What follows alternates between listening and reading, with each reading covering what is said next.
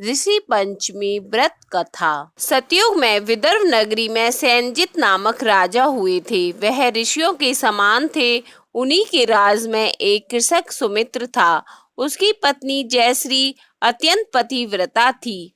एक समय वर्षा ऋतु में जब उसकी पत्नी खेती के कामों में लगी हुई थी तो वह रजस्वला हो गई।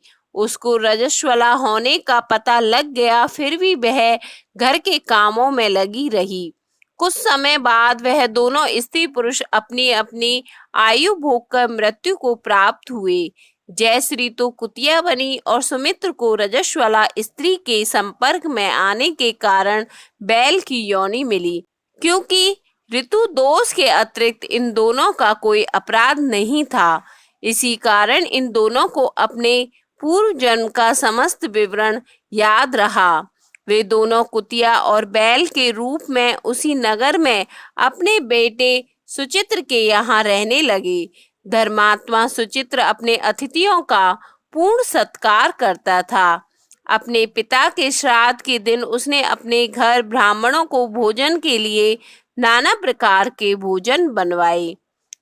जब उसकी स्त्री किसी काम के लिए रसोई से बाहर गई हुई थी तो एक सर्प ने रसोई की खीर के बर्तन में विष वमन कर दिया था।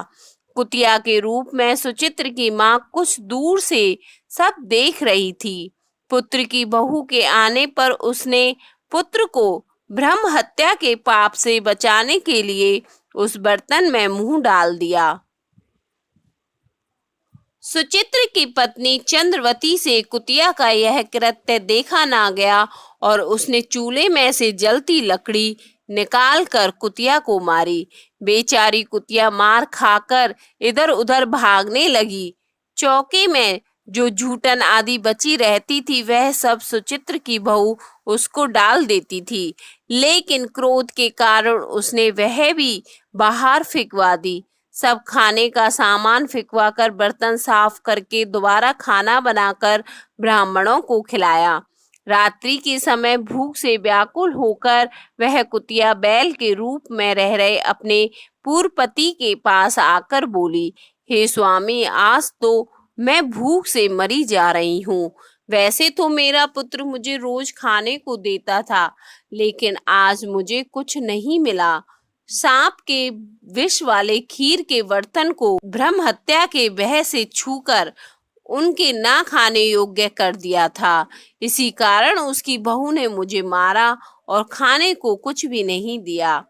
तब वह बैल बोला, हे भद्रे, तेरे पापों के कारण तो मैं भी इस योनि में आ पड़ा हूँ और आज बोझा ढोते ढोते मेरी कमर टूट गई है।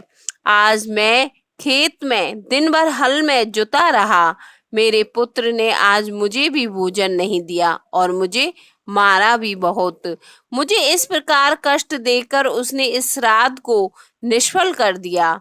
अपने माता पिता की इन बातों को सुचित्र सुन रहा था। उसने उसी समय दोनों को भरपेट भोजन कराया और फिर उनके दुख से दुखी होकर वन की ओर चला गया। वन में जाकर ऋषियों से पूछा कि मेरे माता पिता किन कर्मों के कारण इन नीच योनियों को प्राप्त हुए हैं, अब किस प्रकार से इनको छुटकारा मिल सकता है। तब सर्वोत्तम ऋषि बोले, तुम इनकी मुक्ति के लिए पत्नी सहित ऋषि पंचमी का व्रत धारण करो तथा उसका फल अपने माता पिता को दो।